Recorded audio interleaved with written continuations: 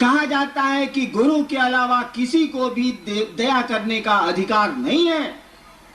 महादेव भी देवता के रूप में, महादेव के रूप में उनको हक नहीं है कि वो दया कर सकें। उनको गुरु की कुर्सी पे जाना ही होगा।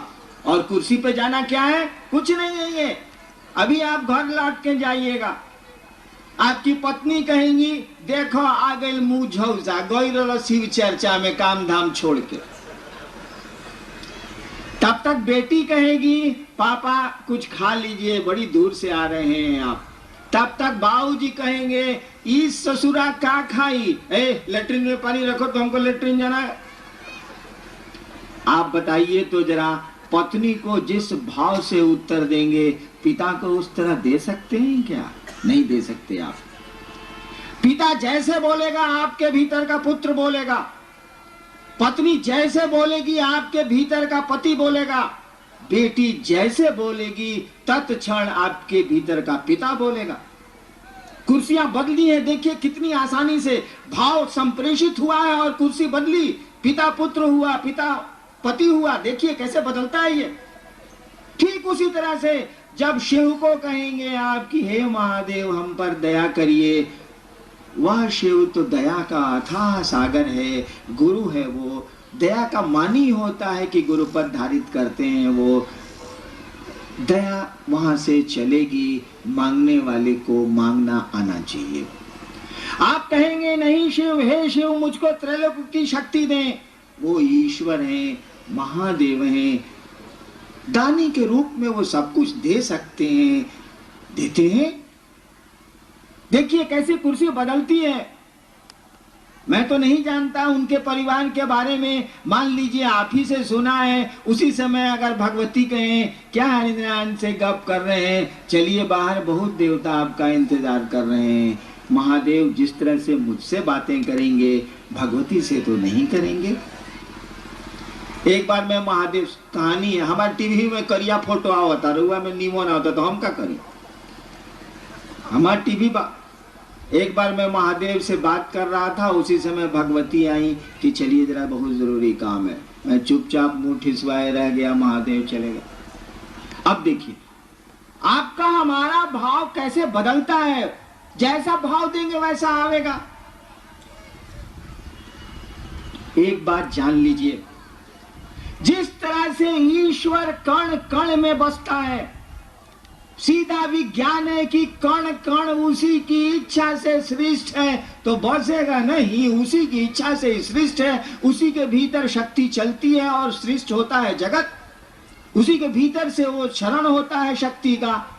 कभी समय मिलेगा तो शक्ति तंत्र को जब समझाऊंगा तब ये बात समझ में आएगी, तब भगवती की स्थिति समझ में आएगी।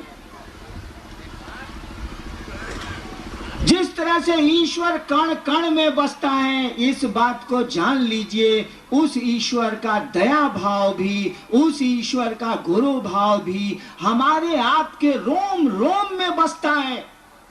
एक एक व्यक्ति के रोम रोम में शिव गुरु बैठा है, एक एक व्यक्ति के रोम में वो शिव बैठा है, उसका दया भाव बैठा है, दया की उसकी इच्छा बैठी है। जिस तरह से उसकी सृष्टि की इच्छा से हम आप सृष्ट होते हैं, उसी तरह उसके साथ चलती है उसकी अनुग्रह शक्ति, साथ चलता है उसका दया भाव।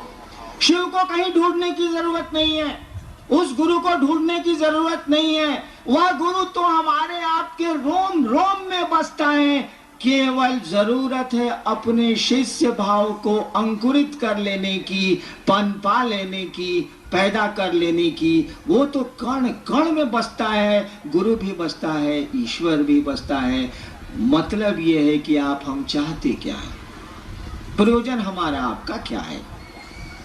जैसा हमारा आपका भाव होगा वैसे परिणाम आवेंगे। भाव के अनुरूप ही हमको आपको मित्रता करना चाहिएगा तो मित्र का परिणाम आवेगा, मित्रता नहीं करिएगा तो मित्रता का परिणाम नहीं आवेगा।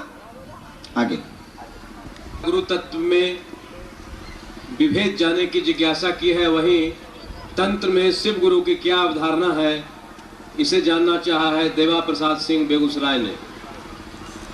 देखिए शिव और शिव गुरु की व्याख्या तो अभी हमने की, सवाल का उत्तर हो गया। तंत्र में शिव की क्या स्थिति है? क्या बोल रहे हैं? तंत्र में शिव गुरु की अवधारणा, तंत्र में शिव गुरु की अवधारणा समझ लीजिए।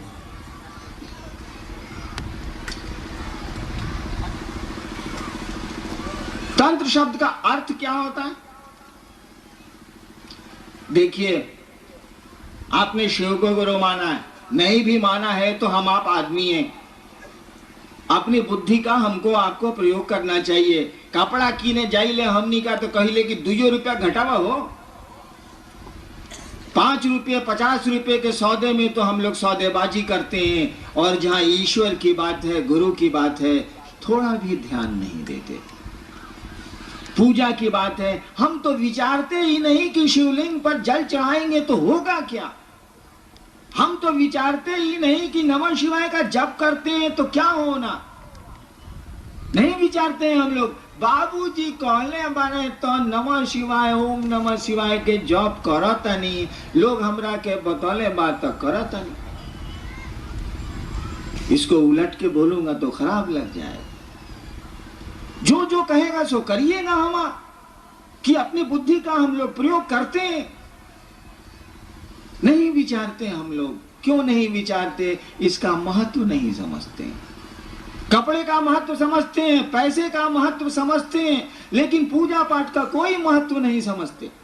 रूटीन वे में करते हैं, करना है, लोगों ने सिखला दिया है तो करते हैं। जानते हैं, मैं आपको बताऊं, मैंने जब शिव को गुरु माना था और शिव से जब मुझको कोई परिणाम नहीं आ रहे थे, मैं किससे कहने जाता? बताइए तो जरा।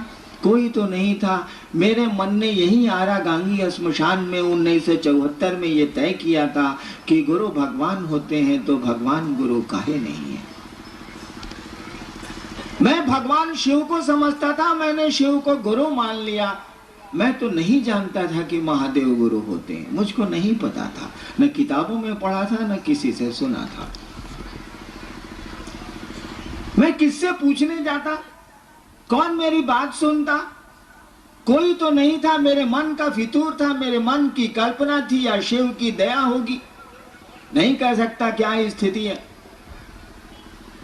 आज तो पकड़ते हैं हरिंद्रानंद को, आप तो पकड़ते हैं रामविलास सिंह को, आप तो पकड़ते हैं दूसरे गुरु भाइयों को कि महादेव के गुरु मलना 2 महीना हो गई, हमरा कुछ नहीं के बुझात।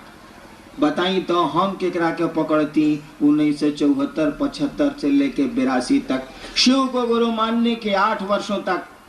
74 में मैंने यही आपके पुराने शाहाबाद के जिला मुख्यालय में मैंने शिव को गुरु माना था, और 1982 में जब मेरी बदली मजिस्ट्रेट के रूप में मधेपुरा में हुई थी, तब मैंने 8 वर्षों के बाद वहां के साथियों को जो श्मशान में सहरसा में मेरे साथ जाते थे, उनको मैंने, अब तो उसमें माननीय मंत्री भी बिहार के हैं लोग, मैंने उनको कहा कि छोड़िए अब श्मशान की पूजा, चलिए शिव को गुरु मानते हैं। यानी शिव को गुरु मानने के बाद भी मेरा मन इस बात को स्वीकार करने को नहीं तैयार था कि यहाँ भी झूठ नहीं है, यहाँ भी फरेब नहीं है, क्योंकि मैंने तो पूजा पाठ की दुनिया में फरेब पाया था, झूठ हमको मिला था, दुख मिला था, प्रताड़ना मिली थी।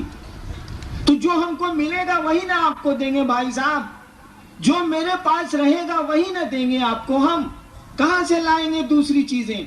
हमको मिला है अविश्वास, हमको मिला है धोखा, हमको मिली है अश्रद्धा। आप मुझसे विश्वास मांगते हैं, आप मुझसे श्रद्धा मांगते हैं। झूठ बोलूंगा तो दे दूंगा आपको, लेकिन सही स्थिति तो यही है कि मेरे पास विश्वास नहीं है, मेरे पास श्रद्धा नहीं है। मैं तो व्यापारी हूँ, एक हाथ दे एक हाथ ले की दुनिया समझता हूँ। इसके आगे समझने की हमारी आपकी स्थिति अब नहीं रह गई है। 8 वर्षों तक शिव को गुरु मान के मात्र मैंने अपनी पत्नी और 1-2 आदमी को मैंने कहा था कि मैंने शिव को गुरु माना, और इतने मेरे साथी थे। बचपन से पूजा पाठ की दुनिया से जुड़ा हूं, कितने साथी होंगे अभी, किसी को मैंने नहीं कहा कि मैंने शिव को गुरु माना। जो मेरे साथ श्मशान जाते थे, जब मैं मजिस्ट्रेट हुआ छपरा में, तो वहाँ के हेड ऑफ डिपार्टमेंट थे शशिभूषण वर्मा साहब। बचपन में मैं उनके साथ जमालपुर की घाटियों में साधना करता था, वहीं वो हेड थे और मैं वहीं डिप्टी कलेक्टर होके गया था। 1978 की बात है ये। रात भर हम और शशिभूषण वर्मा साहब रहते थे श्मशान में। वही छपरा के में नदी के किनारे।